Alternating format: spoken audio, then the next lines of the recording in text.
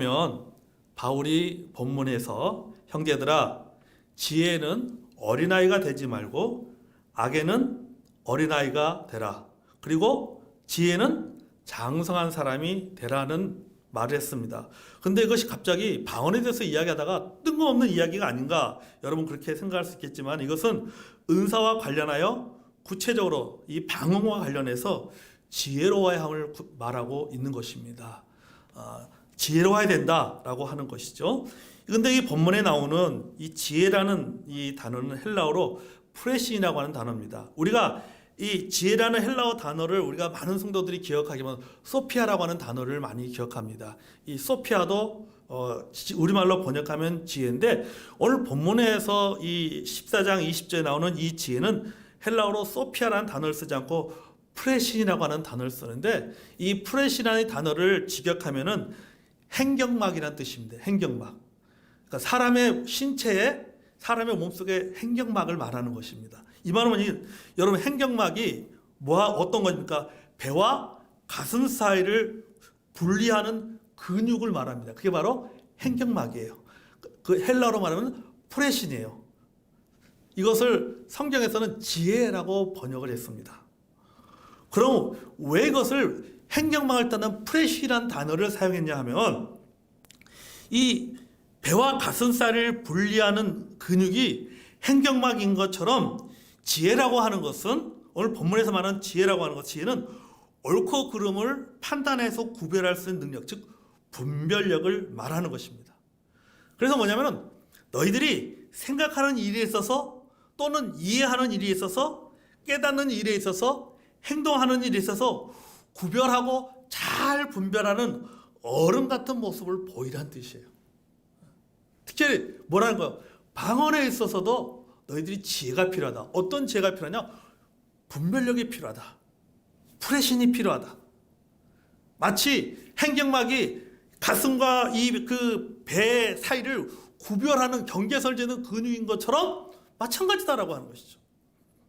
구별할 줄 알아야 된다. 분별할 수 있는 능력을 갖춰야 된다라고 바울은 말하고 있는 것입니다. 그러면서 이제 21절을 이야기하는 거예요. 자, 여러분, 이거가 이 어린아이는요, 보세요. 어린아이는요, 자기가 최고인 줄 압니다. 어린아이는 자기가 아는 것이 다인 줄 압니다. 그리고 어린아이는 자기 중심적으로 하죠.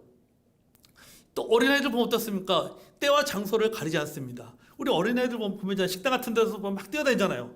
뭐 조용히 해야 될 자리에 조용하지도 않고 자기 마음대로 막 뛰어다니고 막 합니다. 이게 뭐예요?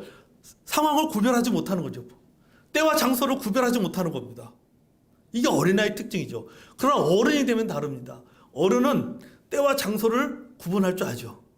내가 말해야 될 때와 말하지 말아야 될 때, 나서야 될 때와 나서지 말아야 될 때, 이것을 또 옳은 것이 무엇이고 그런 것이 무엇인지를 그것을 분별할 줄 압니다. 그것을 구별할 줄 아는 것이죠. 그게 바로 어른이죠. 바로 이 어린아이와 어른의 차이는 뭐예요? 분별할 줄 안다라고 하는 것입니다.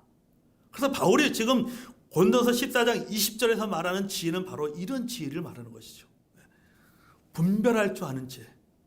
무엇이 옳고 무엇이 그른지, 무엇이 적절하고 무엇이 지나친지를 구별할 줄 아는 지혜를 너희들이 가져야 된다. 고린도교회 성도들에게 이야기하고 있는 것입니다. 여러분 좀 분별할 수 있는 지혜를 가지십시오 라고 말하고 있는 것입니다. 그러면서 여러분들이 분별해야 될 것이 뭐냐? 그것은 바로 방언에 관한 것입니다 라고 이야기를 21절부터 또 이야기를 시작하는 것입니다. 자, 여기 방언 이 보면은 이 분별할 줄 아는, 특별히 방언과 예언에 관해서 가져야 될 지혜를 말하고 있는데, 첫째 뭐냐면은 방언에 대한 지혜는 무익성입니다. 방언은 무익하다라고 말하고 있는 것입니다. 뭐가 무익하냐? 방언은 불신자들의 회심에 아무런 영향을 주지 못한다라고 하는 거예요.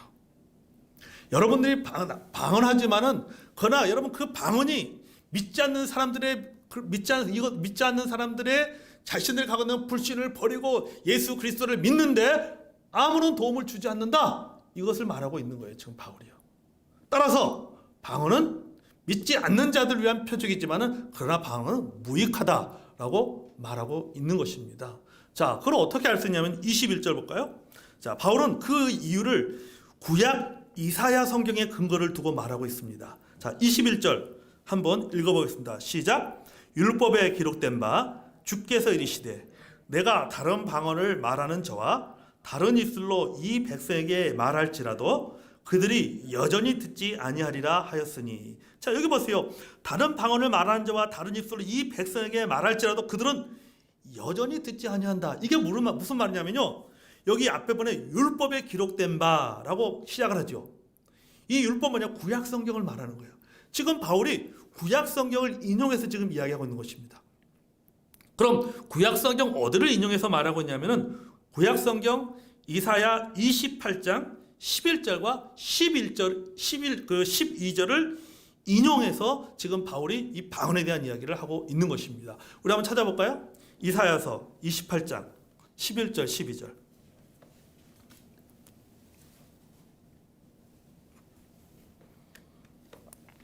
자, 구약성경 이사야 28장 11절 12절. 자, 찾으면 28장 11절 12절. 자, 찾으면 한번 읽어보겠습니다. 시작. 그러므로 더듬는 입술과 다른 방언으로 그가 이 백성에게 말씀하시리라. 전에 그들에게 이르시기를 이것이 너희 안식이요 이것이 너희 상쾌함이니 너희는 곤비한 자에게 안식을 주라 하였으나 그들이 듣지 아니하였으므로. 아멘. 자, 이 바울은 이 이사야서 28장 11절과 20절 21절 말씀을 인용을 해서 지금 방언에 대해서 이야기를 하고 있는 거예요.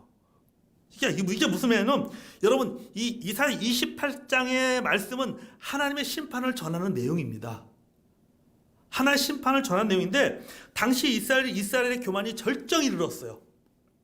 그래서 이사야서 28장 1절에 보면요, 이사야 선지자는 이스라엘의 잘못을 그들의 교만을 어떻게 표현하냐면 에브라임의 교만한 면류관이요 이렇게 표현하고 있습니다.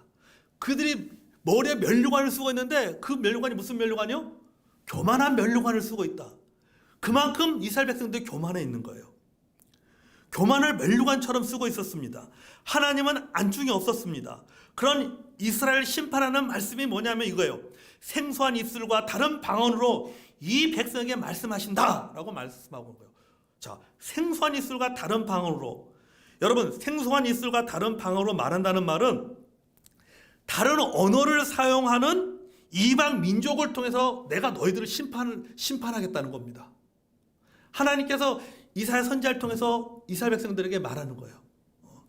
내가 다른 민족을 통해서 너희들에게 심판할 것이다 라고 하는 그 표현을 어떻게 표현하고 있냐면은 생소한 입술과 다른 방언, 생소한 입술과 다른 방언으로 너희들에게 메시지를 전하겠다.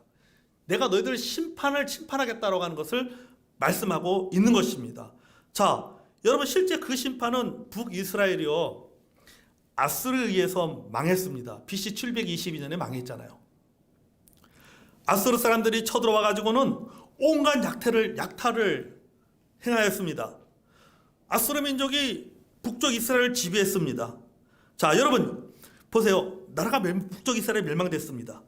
아수르가 그쪽을 지배하게 됐습니다.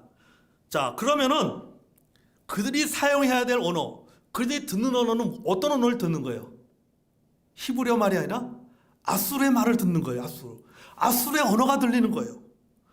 그들은 아수르의 말을 들을 수밖에 없습니다. 이스라엘 민족의 입장에서는 아수르 언어는 알아들을 수 없는 말이죠. 방언입니다. 듣기에 생소한 방언에 불과합니다. 마치 이것은 뭐냐면요, 여러분, 일본이 우리나라를 침략을 해가지고는 창씨 개명을 시키고 한글을 없애고 일본어를 사용하도록 강요한 것과 똑같은 거예요.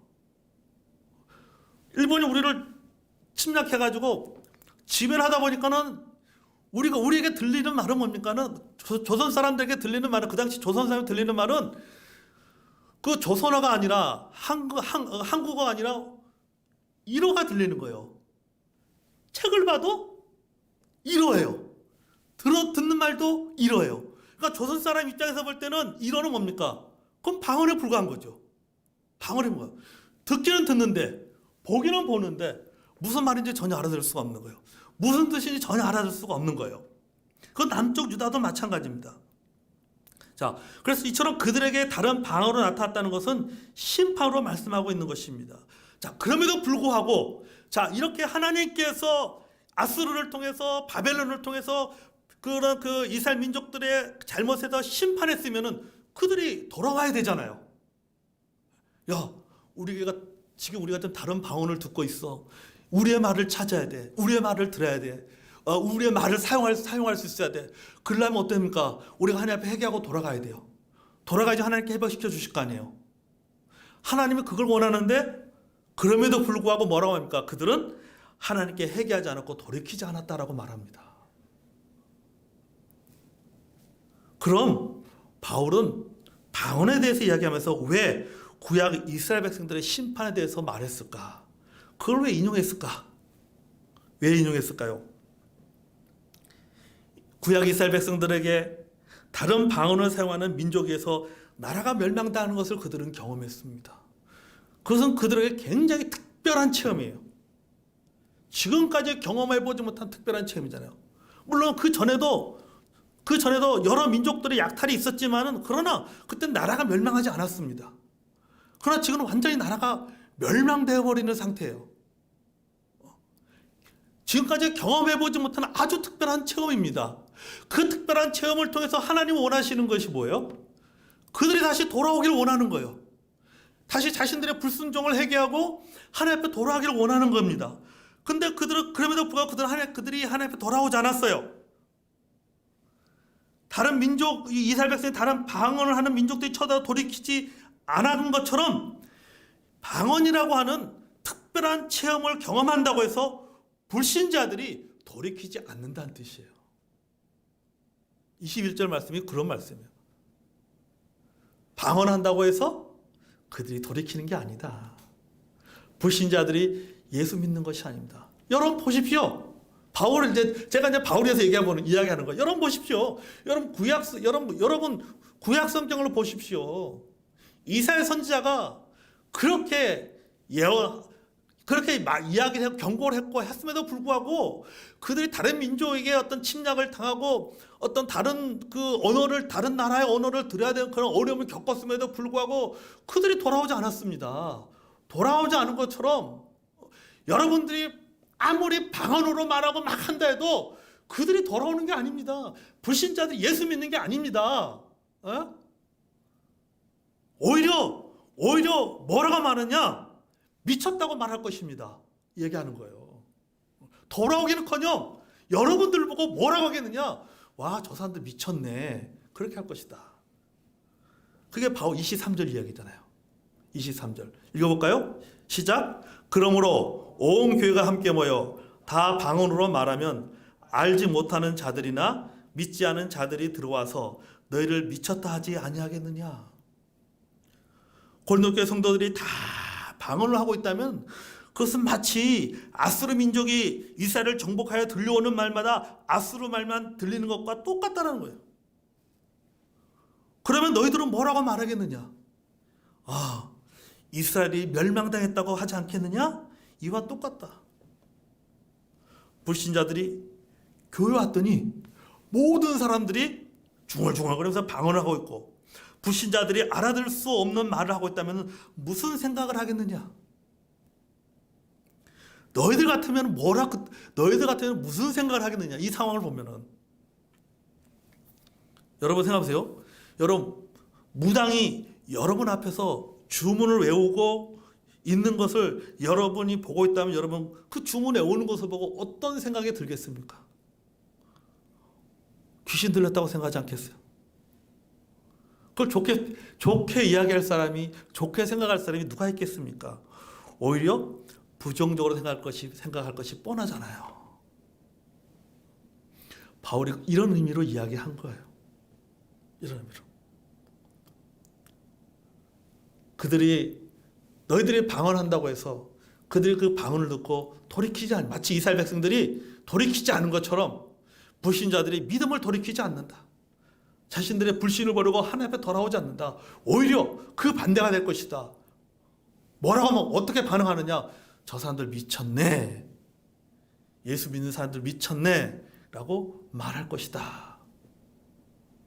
바울이 지금 그렇게 이렇게 하고 있는 것입니다. 22절 보겠습니다. 22절 읽어보세요. 시작. 그러므로 방언은 믿는 자들을 위하지 아니하고 믿지 아니한 자들을 위한 표적이나 예언은 믿지 아니한 자들을 위하지 않고 믿는 자들을 위함이니라. 아멘. 자, 여기 보면은 그러나 방언은 믿지 않는 자들을 위한 표적이다 라고 말하고 있어요. 자, 여러분 이 표적이란 말이었는데 여러분 그 성경에 보면은 이적 있고 기적 있고 표적이 있습니다. 그죠? 이적 있고 기적 있고 표적이 있습니다. 영어 성경에서는 이적은 원더라고 했습니다. 기적은 미라클입니다. 표적은 사인이에요. 그러면은 방언은 믿지 않는 자들을 위한 표적이라는 말은 뭐예요? 방언은 믿지 않는 자들을 위한 뭐예요? 사인이란 뜻이에요. 여러분 사인은 하나님의 뜻을 드러내주는 행위인 것입니다. 이사야서 28장에 등장하는 방언은 하나님의 심판에 대한 사인이에요. 그리고 고린도 교회 방언은 하나님과 기도하는 방법이지 사람들에게 드러내어서 자랑하고 보여주는 은사가 아니다라고 하는 것입니다. 여러분 고린도서 14장에 앞 보니까 방언은 뭡니까? 하나님과 자기만 하는 거라고 했잖아요. 그죠? 예언은 뭡니까? 다른 사람을 위해서 한다 그랬어요. 그래서 방언은 자기 덕을 세우고 예언은 다른 사람의 덕을 세우는 것이라고 했잖아요. 방향 자체가 다른 거예요. 근데 고린도 교회 성도들은 이걸 방향을 어디로 쓴 거예요? 이거를 하나님 앞에 그 방향을 잡은 것이 아니라 어디로 방향을 잡는 거예요? 사람에게 방향을 잡는 거예요. 사람에게 방향을. 이것으로 뭔가 자신의 어떤 믿음을 드러내기 원하고 자신의 능력을 드러내기 원하고 이것을 통해서 사람들로부터 인정받기 원하는 것으로 드러내는 거예요. 이 방언을요. 그것에 대해서 바울이 지적하는 거예요. 여러분이 아무리 우리 고린도 교회 성도들이 여러분들이 아무리 이렇게 한다 할지라도 그들은 돌아오지 않습니다. 그거 가지고. 본질상 믿지 않는 자들의 신앙에 아무런 도움이 될 수 없다. 오히려 미친 사람들이라고 생각하고 오히려 마음의 문을 닫게 될 것이다. 따라서 뭡니까? 아무런 도움이 되지 않는다. 무익하다라고 하는 것을 말하고 있는 것입니다. 여러분들이 그렇게 방언 제일주의에 빠지고 방언을 추구하지만은 그러나 그것은 무익합니다. 그것은 무익한 것에 불과한 겁니다. 그거 어떻게 할 수 있습니까? 여러분 제가 구약의 이사야서 28장을 이야기하잖아요. 28장 보십시오. 이거보다 더한 일이 영적인 체험을 이스라엘 백성도 했지만 그들이 돌아오지 않았잖아요. 여러분이 아무리 방언을 하도 그처럼 여러분이 아무리 방언을 하고 뭘 한다고 해도 믿지 않는 사람들이 그거 가지고 믿음을 돌이키지 않습니다. 돌아오지 않습니다. 따라서 여러분들이 그렇게 방언을 추구하는 것은 그 방언은 무익한 것이다 라고 말하고 있습니다. 그거를 뭡니까? 지혜롭게 뭐 하라는 거예요? 분별할 줄 알아야 된다 라고 말하고 있는 거예요. 그래서 20절에 지혜라는 말을 시작하는 거예요. 자, 둘째, 예언에 관한 지혜는요, 유익성입니다. 방언에 관한 지혜가 무익성이라면은 예언에 관한 지혜는 유익성입니다. 이익이 있다라고 하는 거죠. 유익이 있다라고 하는 것이죠. 방언은 무익하나 예언은 다릅니다. 예언은 유익합니다. 본문에 보면요, 예언은 믿지 아니한 자들을 위하지 않고 뭐라고요? 믿는 자들을 위함이다라고 말하고 있습니다. 자, 이 말은 방언과 달리 예언은 믿는 자들을 위한 것이다라고 하는 것입니다. 자, 여러분 우리가 이사야서 28장으로 돌아가면 이스라엘 선지자가 활동하던 당시에 아까 불신으로 가득한 교만으로 가득한 이스라엘 백성들 가운데도 하나님을 신뢰하면서 살아가는 믿음의 사람들이 있었습니다. 자, 하나님의 예언은 그들에게 소망을 주었어요. 하나님의 믿음은 그 하나님의 예언은 그들로 하여금 소망을 주고 그들은 그 소망을 가지고 그 어려움들을 견뎌냈습니다. 이렇게 소망을 가져다 주는 것이 뭡니까? 그것이 바로 예언이에요. 예언. 고린도 교회도 마찬가지입니다. 고린도 교회에서도 예언은 모든 사람에게 다 유익하다라고 하는 거예요. 이 모든 사람에게는 누가 포함돼요? 믿지 아니하는 사람도 포함되고 믿는 사람도 포함되는 겁니다. 반대로 방언은 믿지 않는 사람에게도 유익하지 않고 믿는 사람에게도 뭐예요? 유익하지 않다라고 하는 것이죠. 반대로 이야기하면 24절 25절 읽어보겠습니다. 자, 24절 25절. 자, 시작. 그러나 다 예언을 하면 믿지 않은 자들이 알지 못하는 자들이 들어와서 모든 사람에게 책망을 들으며 모든 사람에게 판단을 받고 그 마음에 숨은 일들이 드러나게 되므로 엎드려 하나님께 경배하며 하나님이 참으로 너희 가운데 계신다 전파하리라. 아멘. 자, 여기 보면요, 예언은 믿는 사람에게나 믿지 않는 사람에게나 깨달아 알게 하는 기능이 있다라고 말하고 있는 거죠. 자세히 보면 있잖아요. 그러나 다 예언을 하면 믿지 아니하는 자들이나 알지 못하는 자들이 들어와서 모든 사람에게 책망을 드리며, 여기 모든 사람에게 책망을 드리며, 이 다 포함되는 예언을 믿지 않는 사람이나 또 믿는 사람이나 어떤 사람이든 간에, 믿는 어떤 사람이든 간에, 여러분, 예언은 깨닫게 하는 능력이 있다라고 하는 것이죠. 이 예언에는요, 책망과 판단의 기능을 가지고 있습니다. 그러니까 예언은 우리가 이 본문에 말하는 예언을 단순히 무슨 미래에 무슨 일 일어나겠지? 이걸 말하는 예언이 아니에요. 이 고린도서 14장에 말하는 예언은요, 앞으로 미래, 내일에 일어날, 1년 후에 일어날 일에 대한 이야기가 아니라 그것을 말해주는 것이 아니라 오히려 이 본문에서 말하는 예언은 뭐냐면 사람의 마음속에 지금 품고 있는 것, 지금 너 마음속에 무슨 생각을 품고 있느냐, 지금 너 위치가 어디에 있느냐, 너가 지금 무엇을 잘못하고 있느냐, 지금 네 마음속에 숨겨둔 것이 무엇인지를 밝혀내주는 것입니다. 그게 예언이에요. 14장에서 말하는 예언입니다. 어떻게? 책망과 판단을 통해서 그 마음속에 숨은 일들을 드러나게 된다라고 말하고 있는 것입니다. 그렇기 때문에 그 예언이 모두에게 유익이 된다라고 하는 거죠. 여러분, 히브리서 4장 12절 13절 읽어볼까요? 히브리서 4장 12절과 13절.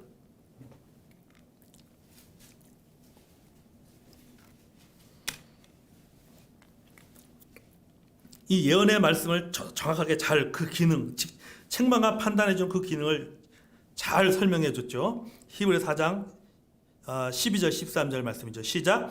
하나님 말씀은 살아있고 활력이 있어 좌우의 날쌘 어떤 검보다도 예리하여 홍과 영과 및 관절과 골수를 찔러 쪼개기까지 하며 또 마음의 생각과 뜻을 판단하나니 지으신 것이 하나도 그 앞에 나타나지 않음이 없고 우리의 결산을 받으시 눈앞에 만물이 벌거벗은 것 같이 드러나느니라. 아멘. 뭐 한다는 거예요? 하나님 앞에서는 다 뭐 한다는 거예요? 드러난다는 거예요. 예언이 이런 기능을 한다라고 하는 거죠. 그럼 이 예언은 뭘 말하는 거예요? 결국은 하나님의 말씀을 말하는 거죠. 마치 우리가 야고보서에 나온 것처럼 하나님의 말씀의 거울 앞에 모든 것이 다 낱낱이 드러나듯이, 예언이라고 하는 것은 믿지 않는 자들에게는 예수님을 믿지 않는 죄에 대한 것들이 낱낱이 자신들의 죄들이 드러나게 될 것이고, 믿는 사람은, 하나님의 자녀는 하나님의 말씀대로 살지 못하는 부분에 대해서, 잘못된 부분에서 낱낱이 드러나게 된다. 지금 당신의 영적인 상태가 어떤 상태인지가 정확하게 드러난다. 그것이 바로 예언의 능력이다. 따라서 예언은 뭐하다? 예언은 모두에게 유익하다. 믿지 않는 사람이나 믿는 사람 모두에게 유익한 것이 예언이다 라고 말하고 있는 것입니다. 그래서 방언은 자신의 비밀을 하나님께 말하는 것인 반면에 예언은 타인인 것을 드러내게 합니다. 타인에게 드러내게 되는 것입니다. 여러분, 우리는 교회에서 듣는 예언을 통해서 우리가 뭡니까? 책망받고 판단받아서 내 마음속에 숨은 것들이 우리가 드러나게 됩니다. 그러면 그 다음에 어떤 일이 일어납니까? 25절 하반절에 말하고 있죠. 자, 다 드러나니까 어떻습니까? 엎드려 하나님께 경배하며 하나님을 참으로 너희 가운데 계신다 전파하리라. 세 가지 나오죠. 엎드리게 되고 경배하게 되고 뭐 하게 된다? 전파하게 된다 라고 하는 거죠. 자, 예언은 믿는 자나 불신자나 할 거 없이 하나님께 자신의 잘못을 드러내 회개하고 항복하게 합니다. 그게 본문에서 어떻게 표현해서 엎드린다는 게 뭡니까? 항복한다는 거잖아요. 예? 불신자도 하나님 앞에 예언의 말씀 앞에는 불신자도 엎드리게 되고 믿는 자들도 엎드리게 되는 거예요. 회개하게 되는 거예요. 자, 그 다음은 뭡니까? 나를 용서하시고 회복시키는 하나님을 경배하며 찬양하게 됩니다. 그게 본문에서는 하나님께 경배하며 라고 하는 거죠. 근데 거기에서 머물러지 않아요. 더 나갑니다. 더 나가서 뭡니까? 하나님의 은혜와 복음을 전하게 된다. 그게 뭡니까? 참으로 너희 가운데 계신다. 전파하리라. 이게죠. 회개하는 자가 되고 예배자가 되고 전파하는 자가 됩니다. 이것이 바로 예언의 기능이고 유익성입니다. 따라서 예언은 미래의 일을 알려주는 것이 아니라 현재의 일을 지적하는 것이죠. 현재 모습을 지적하는 것입니다. 여러분, 이 예언이 뭡니까? 바로 하나님의 말씀이죠. 아멘. 디모데 3장 16절 17절 읽어볼까요? 자, 디모데서 3장 16절 17절 우리 잘 아는 말씀입니다. 디모데서 3장 16절 17절. 자, 읽었습니다. 시작. 모든 성경은 하나님의 감동으로 된 것으로 교훈과 책망과 바르게 함과 의로 교육하게 유익하니 이는 하나님의 사람으로 온전하게 하며 모든 선한 일을 행한 능력을 갖추게 하려 함이라. 아멘. 자, 이게 나와 있습니다. 자, 오늘 우리가 함께 나눈 이 20절부터 25절 말씀을 통해서 이 말씀 요약하고 결론하면은 결론되는 바로 이것입니다. 여러분에게 무엇이 유익합니까? 바울이 고린도교 성도들에게 얘기하는 거예요. 고린도교 성도 여러분들, 여러분 무엇이 유익합니까? 방언 유익합니까? 예언이 유익합니까? 여러분, 우리가 사모해야 될 것이 무엇입니까? 방언입니까? 예언입니까? 그 답은 뭐라고 하는 거예요? 그 답은 나와 있습니다. 이제 여러분이 선택하십시오 라고 말하고 있는 것입니다. 어떻게?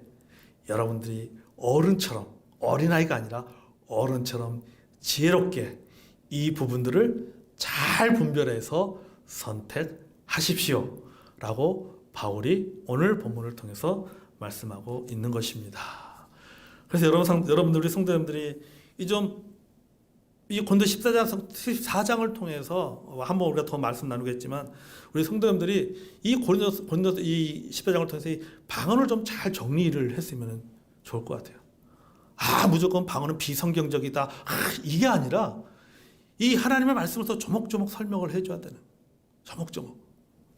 이래서 이런 문제점이 있고 이런 것이 있구나. 그래서 여러분들이 이 고린도 14장 말씀을 여러분이 이 1절부터 제가 하나씩 잘 풀어주는 이유가 뭐냐면 이런 것들을 여러분들 잘 풀어가지고 잘 여러분 이해를 해서 어떤 이런 문제 가지고 누군가가 또 이야기를 하게 될 때 잘 풀어내라고 하는 것입니다. 이 말씀을 들어서. 그래서 그냥 대충 듣고 이야기를 하는 것이 아니라 이 말씀에서 이렇게 해서 조목조목 이래서 이런 부분에 있어서 문제점이 있구나. 그래서 우리가 진정으로 사모해야 될 것은 그렇지만 오늘 본 말씀 바울 말한 것처럼 우리가 뭘 사모해야 돼요, 진짜. 방언을 사모해야 될 것이 아니라 뭘 사모해야 됩니까? 예언을 사모해야 되죠. 그 예언이 뭡니까? 하나님의 말씀 아니에요. 내가 오히려 사모해야 될 것은 하나님 말씀을 잘 가르칠 수 있는 능력을 하나님으로부터 받아서 그럴 때 그 능력을 가지고 그 은사를 가지고 뭘 하세요? 그것은요, 그 은사를 가지고는 교회를 세울 수 있고 다른 누군가를 세워줄 수 있는 거예요. 믿는 사람도 세워줄 수 있고 믿지 않는 사람들도 변화시켜서 예수 믿게 만들어서 그도 세워줄 수가 있는 것입니다. 오늘 말씀처럼 우리 사랑하는 성도님들은 이 말씀에 있어서 여러분 지혜로운 저와 여러분이 되기를 원합니다. 아멘. 자, 우리 찬송가